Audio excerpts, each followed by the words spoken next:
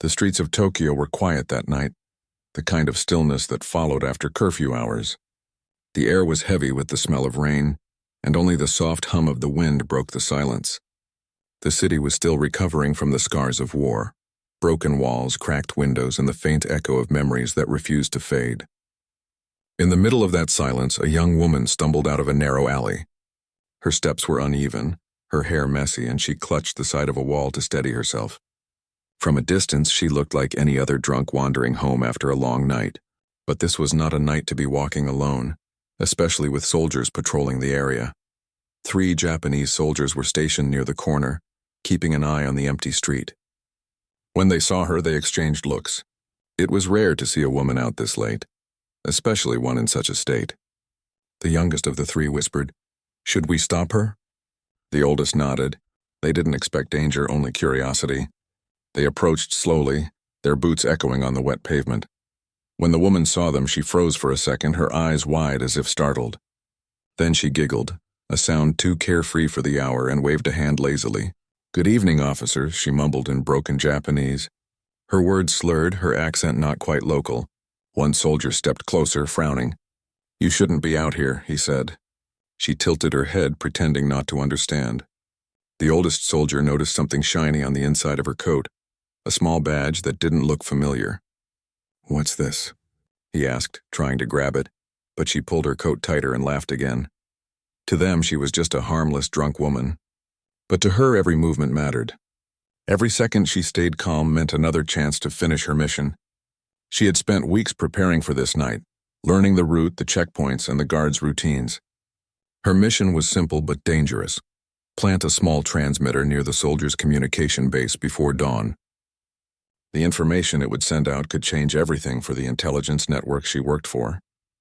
But at that moment, standing in front of 3 armed soldiers, she had to play her role well. The soldiers surrounded her, still unsure what to do. "You're not from here, are you?" one asked. She shook her head, pretending to lose her balance. "Just visiting." "My friend's house," she said softly, her voice shaky but convincing. The men exchanged glances again. The commander, a man in his late 30s, decided they couldn't just let her go. Something about her didn't fit. "We'll take her in," he said. The others obeyed, though the youngest seemed hesitant. They guided her through the empty streets toward their outpost. She stumbled a few times, nearly falling, muttering incoherent words. The soldiers laughed quietly, thinking she was just another poor soul who had too much to drink. None of them imagined she was trained to memorize every turn, every door, every face. As they passed the communication tower, she glanced at it briefly. That was her target. When they reached the small camp, they led her inside. The place was dimly lit, the walls made of wooden panels that creaked with every step. The smell of damp paper and oil filled the air. One soldier handed her a cup of water. "You'll stay here tonight," the commander said. "We'll ask you questions in the morning." She nodded weakly, sitting on the floor with her back against the wall. The men went back to their duties, laughing and chatting about their day, but she didn't sleep. Behind her tired eyes, her mind stayed sharp. She counted how many soldiers were in the room, how many exits there were, and how far the communication wires might be. Her heart pounded, but her face remained blank. She had learned long ago that fear could get you caught faster than anything else. An hour passed. The rain outside turned heavier, the sound masking her quiet movements. She leaned her head to the side, pretending to doze off. One soldier walked past her, glancing down, then shrugged and kept walking. When the room finally grew quiet, she slowly opened her eyes. The clock on the wall showed it was almost midnight. She knew she had only a few hours before sunrise and before she would lose her only chance. She waited a few more minutes, then gently pulled at the rope tied around her wrists. The knot was loose enough for her to work on. She twisted her fingers carefully, hiding her movements whenever someone shifted nearby. After several tense minutes, the rope slipped free. She didn't move right away. She couldn't risk being seen too soon. She sat still, her eyes scanning the room. Across from her, one soldier slept on his chair, his rifle leaning against the wall. Another was writing in a logbook near the entrance. She knew she couldn't make it out the front. She'd have to find another way. Suddenly, the soldier at the desk looked up and noticed her awake. "You're not sleeping?" he asked. She forced a sleepy smile. "Can't. The floor is cold," she said softly. He sighed and got up, bringing her a small blanket. He was younger than she expected, maybe 20, with kind eyes that didn't belong to a man of war. When he handed her the blanket, he smiled faintly. "You shouldn't be here," he said under his breath. "You'll get in trouble." She looked at him for a moment, unsure how to respond. "Maybe I already am," she whispered. He walked away, and she could sense he wasn't like the others. Maybe he pitied her. Maybe he saw a bit of his own sister or wife in her. But pity wouldn't save her mission. She wrapped the blanket around herself, covering her hands as she slipped something out of her boot. A small round transmitter the size of a coin. It was her only weapon. Her mind went back to the night she accepted the mission. She had been told there was no guarantee of return. The agency needed someone who could blend in, someone who could pretend to be weak while carrying out one of the most critical operations since the war ended. She didn't hesitate. For her, it wasn't just duty, it was personal. Her brother had died during the last conflict, betrayed by someone inside the system. She promised herself she would do what he couldn't. As she sat quietly, pretending to rest, she watched the guard rotation. Every 30 minutes, they switched posts. That meant she'd have a narrow gap to move. When the first rotation happened, she stayed still. When the second came, she was ready. The young soldier returned briefly, checking on her one last time. "Try to sleep," he said gently. She nodded. As soon as he left the room, she exhaled slowly and stood up. Her knees trembled, not from fear, but from tension. She moved toward the back corridor, where the communication wires were supposed to run through the walls. The floorboards creaked under her weight, and she froze each time, listening. She reached the door leading to a small storage room. It was unlocked. Inside, the light flickered weakly, revealing shelves of papers and spare equipment. She found the thick bundle of cables running up the wall and followed them with her eyes. This was the spot she needed. She crouched down, placing the transmitter behind a wooden crate. The tiny device began to blink faintly, sending a signal she couldn't hear but knew was reaching her allies. Relief flooded her for a moment. She had done it. But she couldn't leave yet. She needed to return to her place before anyone noticed. As she turned to go back, the sound of boots echoed down the corridor. Her heart jumped. Someone was coming. She quickly hid behind the shelves, pressing her hand over her mouth to silence her breathing. The door opened, and the young soldier stepped in, holding a lantern. He looked around, confused, then spotted the rope on the floor near where she'd been sitting. He frowned. "Where did she go?" he muttered. She waited until he stepped deeper into the room. Then carefully she whispered, "Please don't shout." He turned sharply, the light falling on her face. His eyes widened. "What are you doing here?" he asked, his voice trembling. She looked straight at him and said softly, "I can't explain, but I need you to trust me." He hesitated. He didn't call for help. Instead, he lowered the lantern a little. "You're not drunk, are you?" he asked quietly. She shook her head. "No," she said, her voice steady now. For a long second, they just stared at each other, both realizing things neither could admit out loud. Then footsteps echoed again from the hallway. Another soldier was approaching. The young man looked toward the door, then back at her. "Go," he whispered urgently. "Now." She hesitated only for a moment before slipping past him back into the shadows. As she disappeared down the corridor, he stood frozen, torn between duty and something he couldn't name. When she reached her corner again, she tied the rope loosely around her wrists, pretending nothing had happened. The soldiers entered moments later, checking the room. The commander looked suspicious but didn't find anything wrong. They grumbled about her still being asleep and went back to their work. She sat quietly, her eyes closed, the faintest smile on her lips. Her mission was only halfway done, but for now, she had won the first round. None of them knew that the drunk girl they had captured was the reason a coded message was already flying through the night sky toward the Allies waiting beyond the coast. And by the time they found out, it would be too late. The faint light of dawn was still far away when the woman opened her eyes again. The soldiers were moving around, preparing for their morning routine, unaware that the small transmitter she had hidden was already doing its job. She looked calm, her body still, her expression unreadable. To anyone watching, she seemed like a woman who had finally sobered up after a long night. But inside, her thoughts were racing. Every second mattered. The signal she sent would guide her team to their next move, but if she didn't make it out of there safely, everything could still fall apart. The young soldier from the night before came to check on her. He looked tired, his eyes red from lack of sleep. When he saw her sitting quietly, he hesitated for a moment, then spoke softly. "You should eat something." He placed a small bowl of rice near her, but she didn't touch it right away. She only gave him a faint nod. "Thank you," she said in a calm tone. For a moment, his face softened. He didn't know who she really was, but something about her didn't fit the story of a drunk woman. The commander walked in soon after. His voice was rough, sharp with authority. "Has she said anything?" he asked. The young soldier shook his head. "Not yet, sir." The commander frowned and looked at her closely. "Where did you come from?" he demanded. She stared at the floor, pretending not to understand. Her silence annoyed him. "You're not just a drunk woman, are you?" he asked, his tone more suspicious now. She blinked slowly, keeping her face blank. "I told you," she said softly. "I was visiting a friend." He didn't believe her. He turned to his men and said, "Keep her here until we verify her story." Then he left. The door shut behind him, leaving her once again in the dim light with the young soldier. He watched her for a while, then leaned closer. "You should tell him something," he whispered. "If they think you're hiding something, it'll only get worse." She looked at him and replied in a quiet voice, "And if I tell the truth, it'll end even worse." Her answer made him uneasy. He didn't ask more, but she could tell he was torn between what he was supposed to do and what he felt was right. She didn't want to involve him, but part of her knew he might be the only reason she'd survive this. As the day began, the soldiers went about their duties. Some were fixing equipment, others were sending radio messages to nearby units.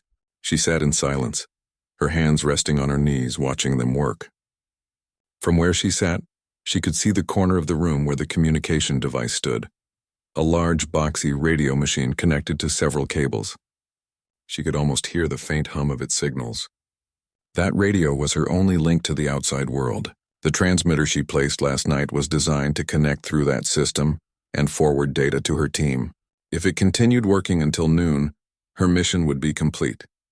But if anyone found it before then, she'd be exposed.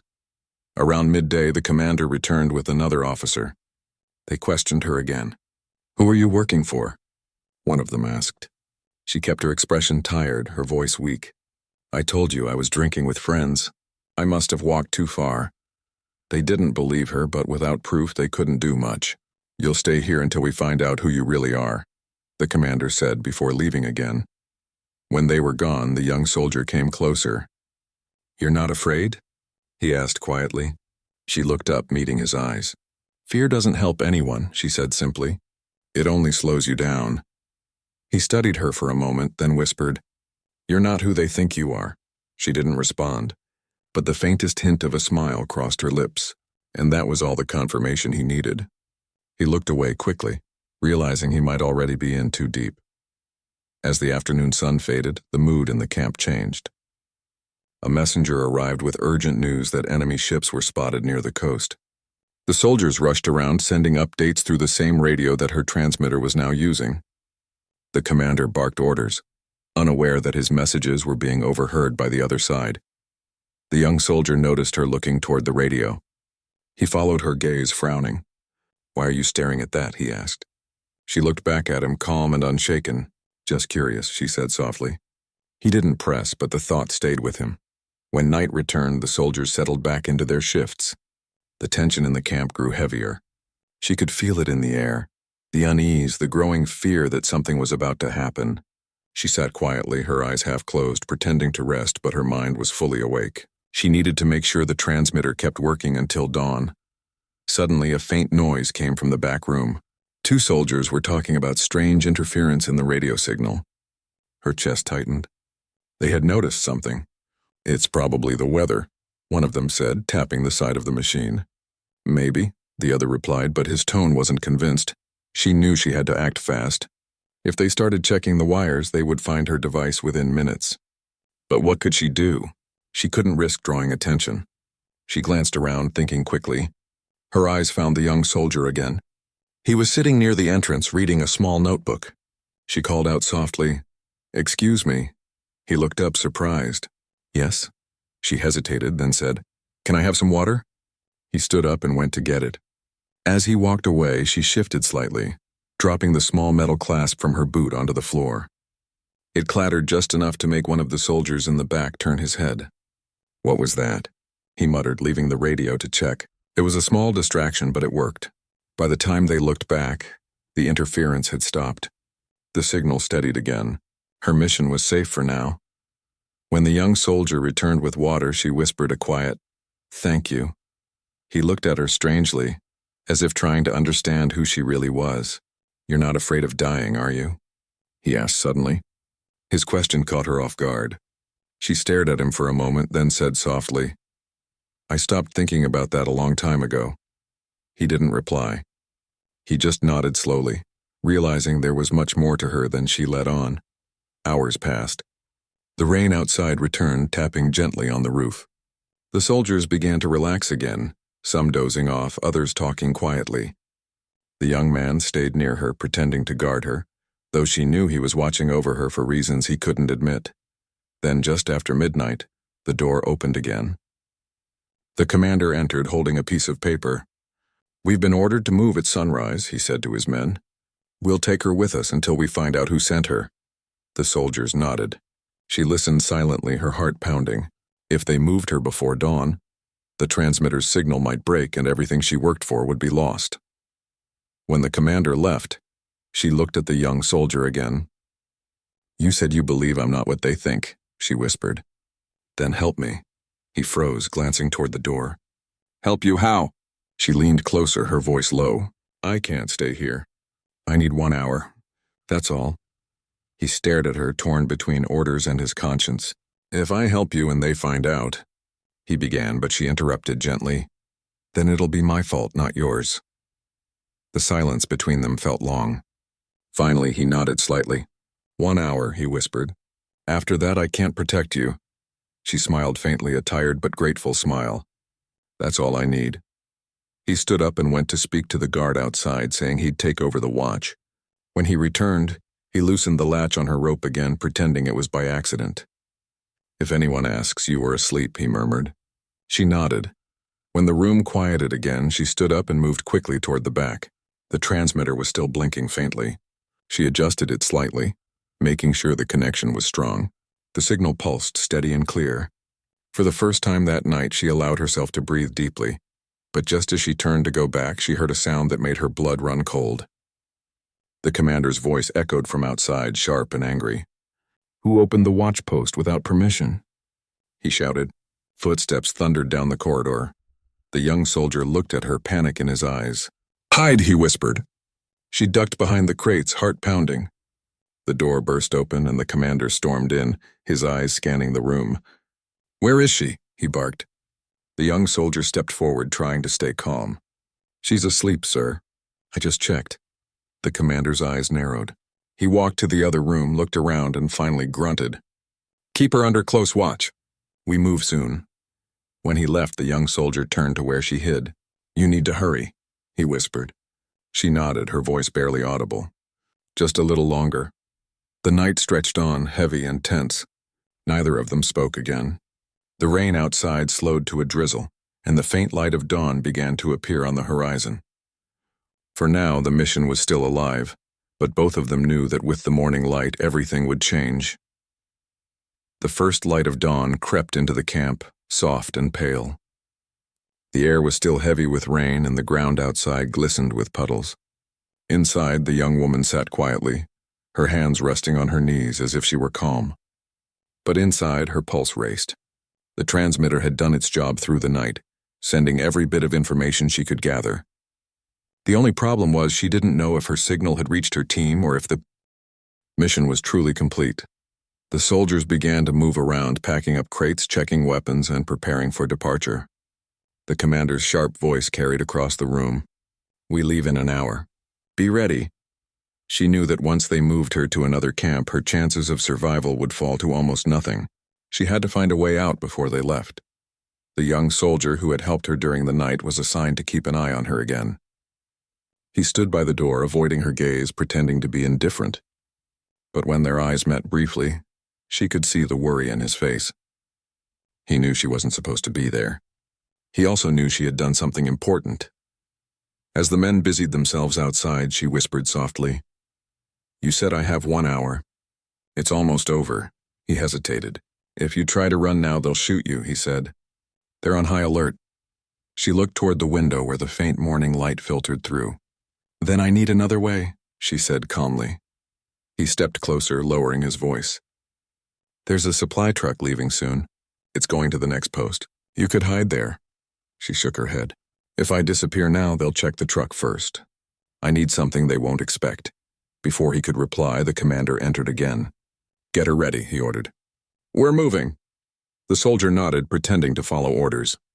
The commander turned to her. You'll come with us. Maybe someone at the next post can tell us who you really are. She kept her expression neutral, though her heart was beating fast. She had no plan, only instinct. They stepped outside, the cold morning air biting against her skin. The camp was alive with noise. Men shouting, engines rumbling, the sound of boots on wet ground. She scanned the area, her eyes catching the tall radio tower that rose above the tents. That was the heart of the communication system. If she could disable it before leaving, her mission would be completely safe. The commander ordered 2 soldiers to escort her to the truck. She walked between them, her hands tied again, her eyes down. Every step felt heavier than the last. As they passed the radio hut, she stumbled deliberately, falling to her knees. One of the soldiers sighed and bent to help her up. You really can't walk straight, can you? He said impatiently. She looked up at him weakly and whispered, Please. Water. He handed her his canteen without thinking.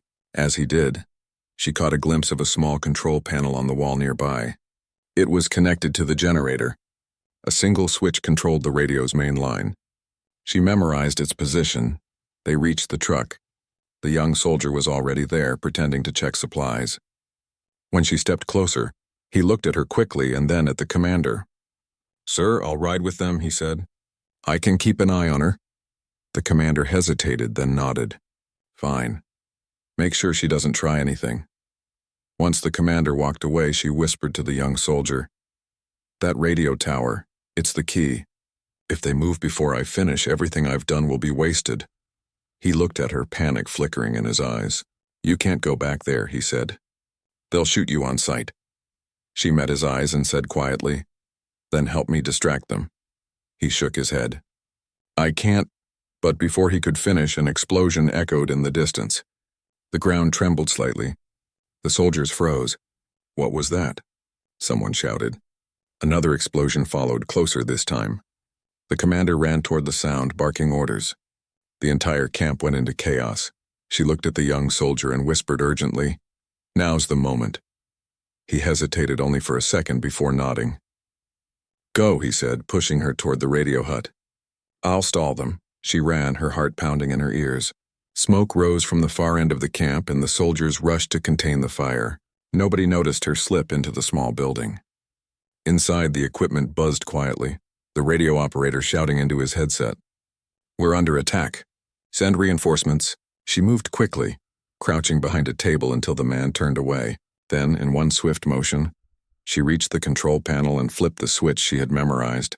The lights flickered and the signal went dead.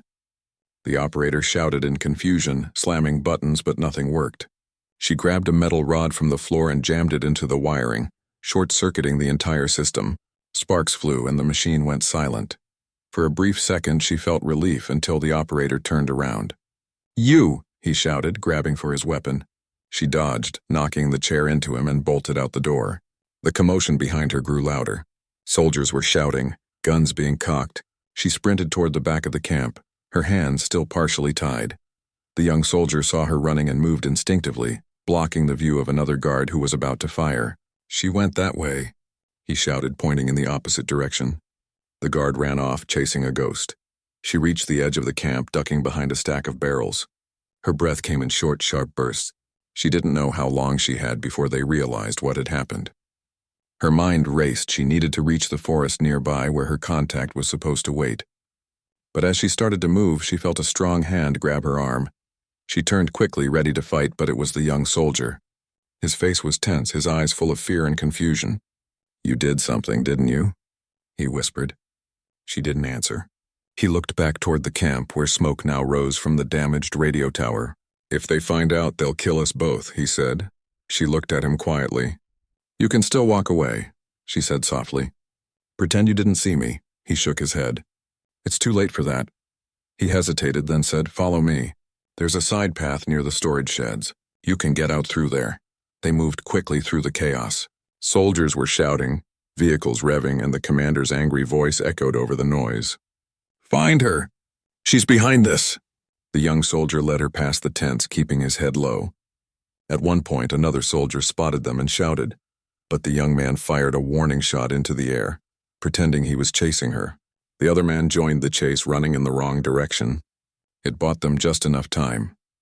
They reached the back gate, an old wooden fence half broken from years of weather. "Go," he said, pushing it open. She hesitated. "What about you?" He shook his head. "If I leave now, they'll know I helped you. I'll stay until they lose your trail." She looked at him for a long moment.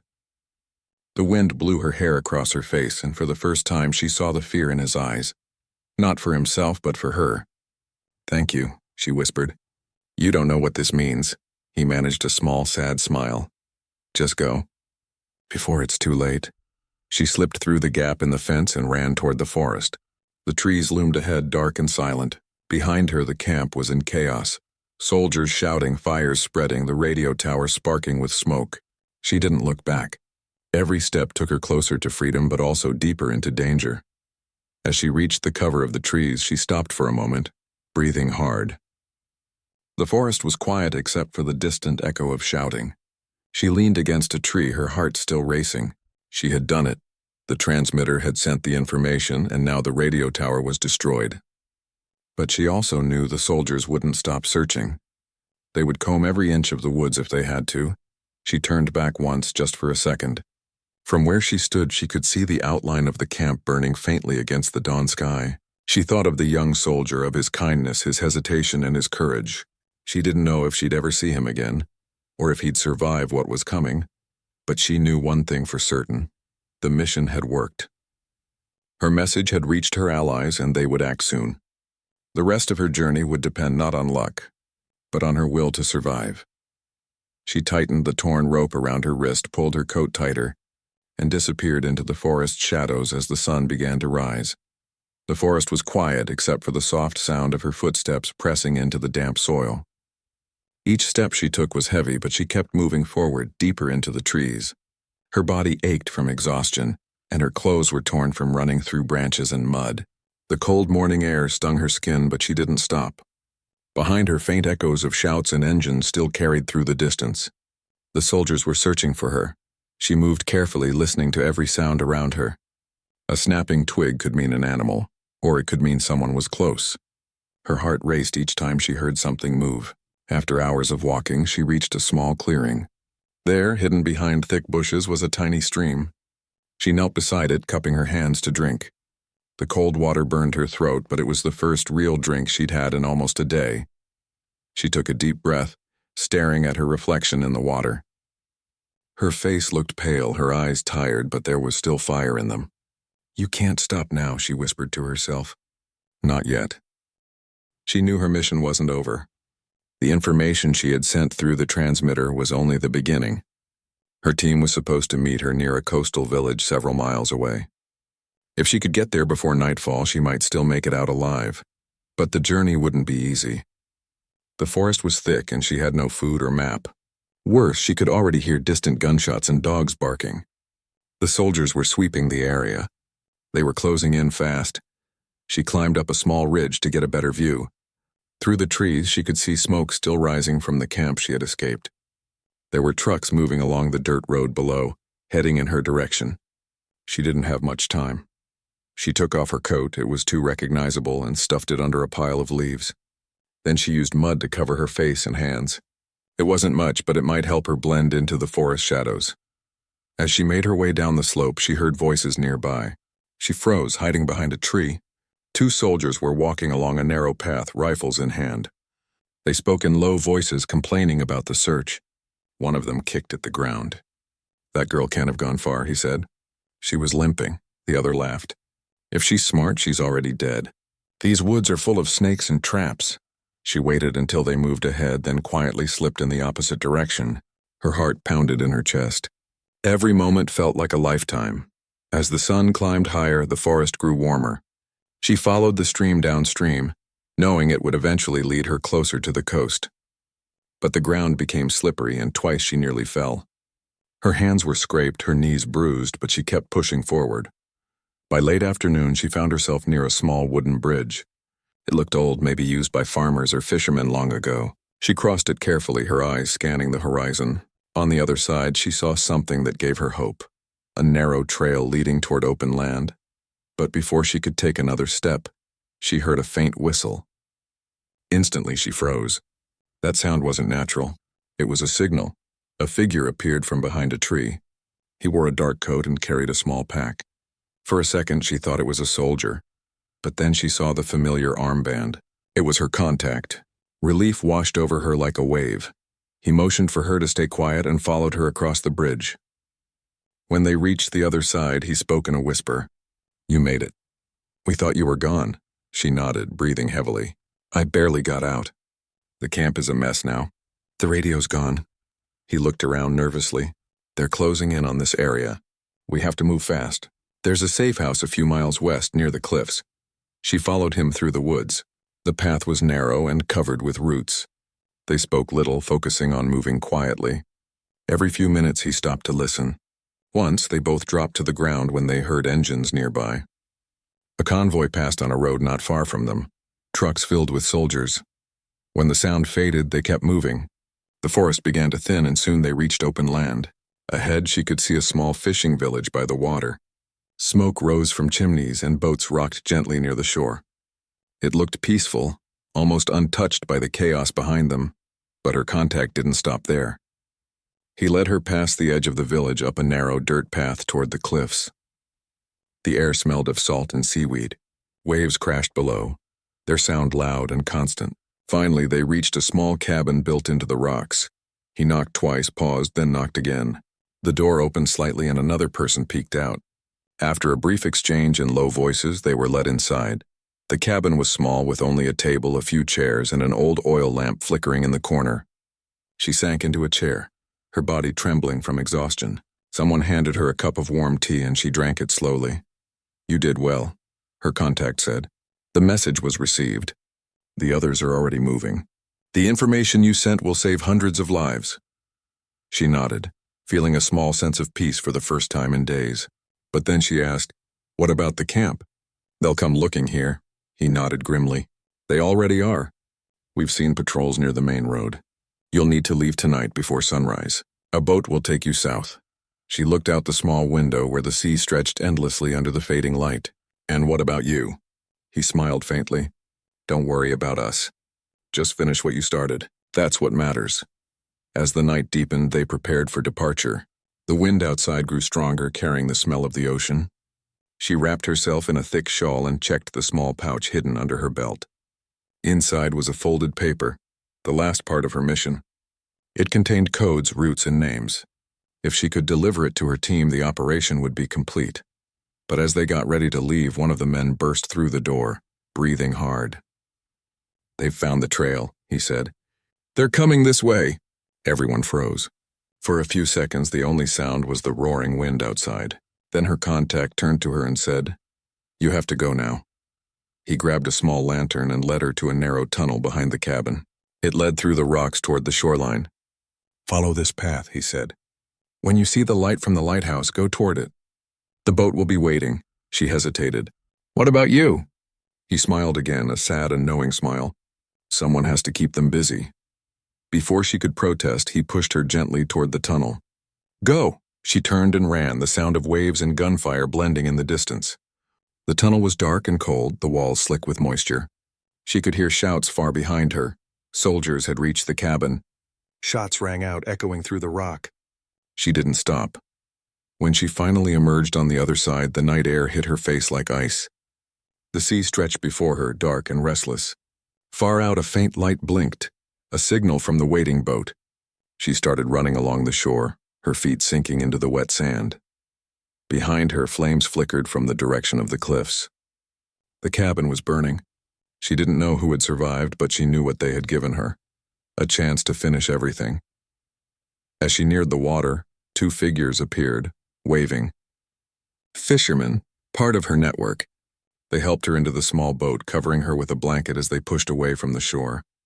The oars dipped quietly into the water, each stroke taking her farther from danger. She looked back one last time. The coastline was a dark line against the horizon, dotted with orange light from the fire. Her chest tightened, not from fear but from something deeper, a mix of sorrow and strength. She whispered softly, "I'll make it count, for all of you."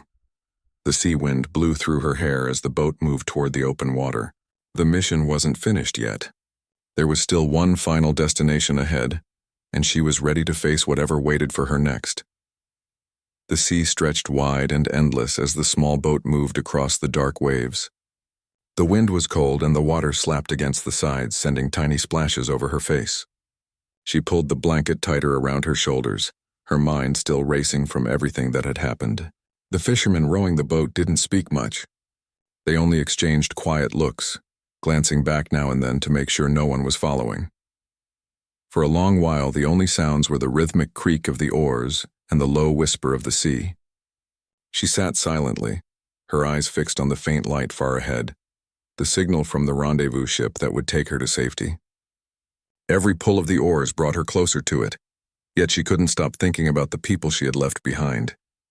The cabin, the men who helped her, the one who stayed to delay the soldiers, all of it weighed heavily on her heart.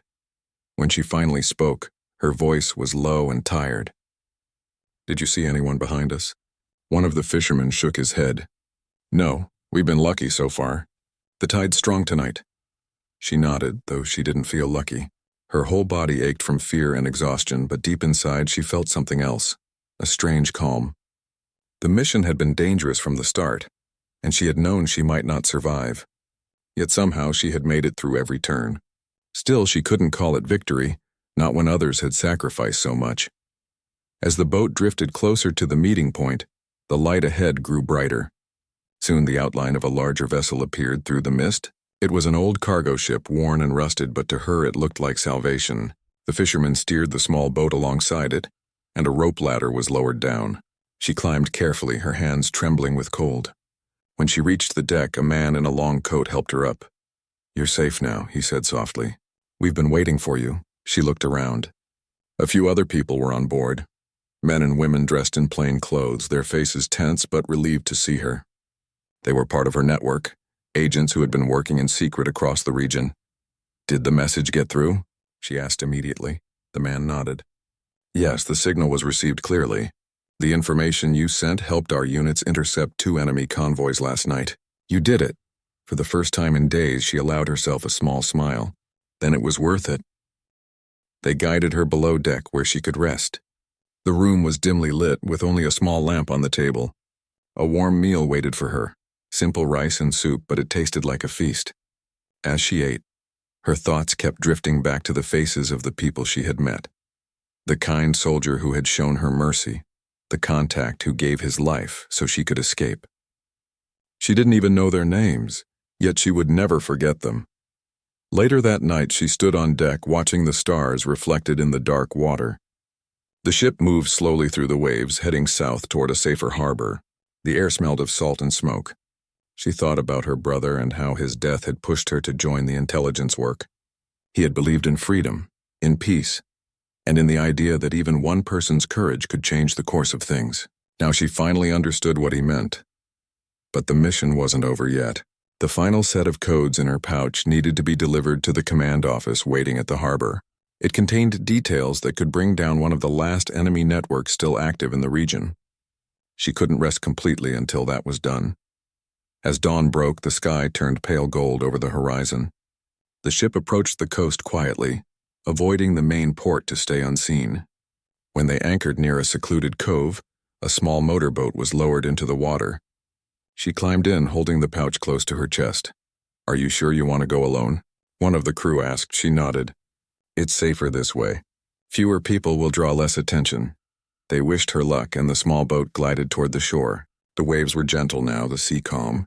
When she stepped onto the sand, her boots sank slightly into it, leaving faint prints behind. She looked back once at the ship. It had already started to fade into the mist. The coastal village ahead was quiet, just waking up. Smoke rose from chimneys and fishermen prepared their nets. She walked through the narrow lanes, her hood pulled low, blending in like any other traveler. She stopped at a small tea stall near the edge of the village and waited, just as she had been told to do. After a few minutes, a man in plain clothes walked up beside her. He ordered tea and said quietly, "The morning is calm today," she replied. "But the sea remembers the storm." That was the passphrase. Without looking at her, he finished his tea and nodded toward the hill beyond the village. "The path there is clear. Follow it to the top." She paid for her drink and left. The hill path was steep but short, leading to an old temple hidden among the trees. Inside, she found 2 officers waiting. They greeted her respectfully and she handed over the pouch. One of them opened it carefully, scanning the papers inside. "This will help us end the last phase," he said. "You've done something remarkable." She simply shook her head. "It wasn't just me. Many people made it possible." They offered her shelter for a few days, but she refused. She needed time alone to process everything that had happened. For the next week, she stayed in a quiet village nearby, helping locals mend fishing nets and clean boats. No one there knew who she really was, and she liked it that way. For the first time in a long while, she could just be a person. Not a spy, not an agent, not a symbol of war. Just someone who had survived. At night, she sat near the shore watching the waves come and go. Sometimes she imagined the voices of those she had lost in the wind, reminding her that peace always comes at a cost. She didn't cry often, but when she did, it was quiet. Tears that came not from weakness, but from release.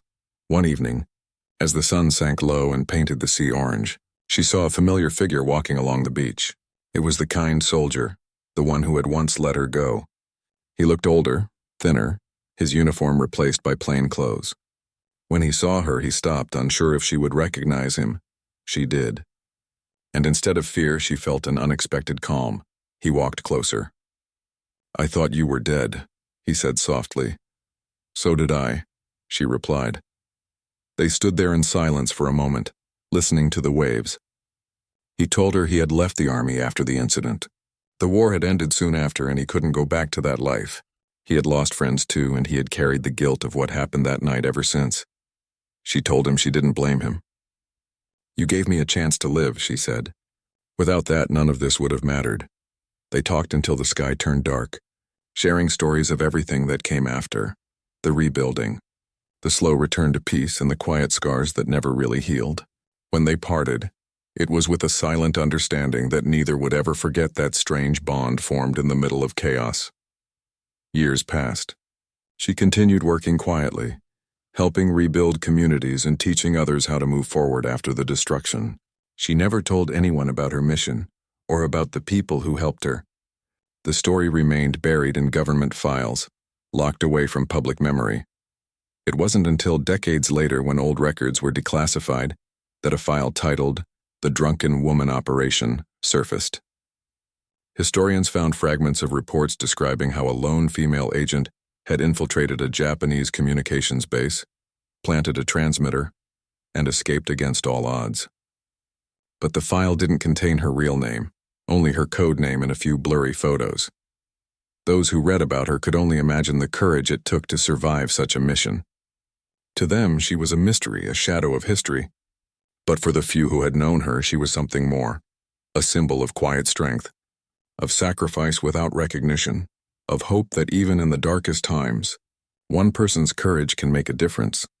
On the coast where it all ended, the waves still crash against the rocks, carrying echoes of that night long ago. Locals sometimes speak of an old woman who used to sit near the shore at dusk, watching the sea with distant eyes. No one knew her story, but they said there was something peaceful about her presence, like she was finally at rest. And maybe she was. Because for her, the mission had never been about glory or medals. It had always been about protecting lives, about doing what was right, even when no one would ever know her name.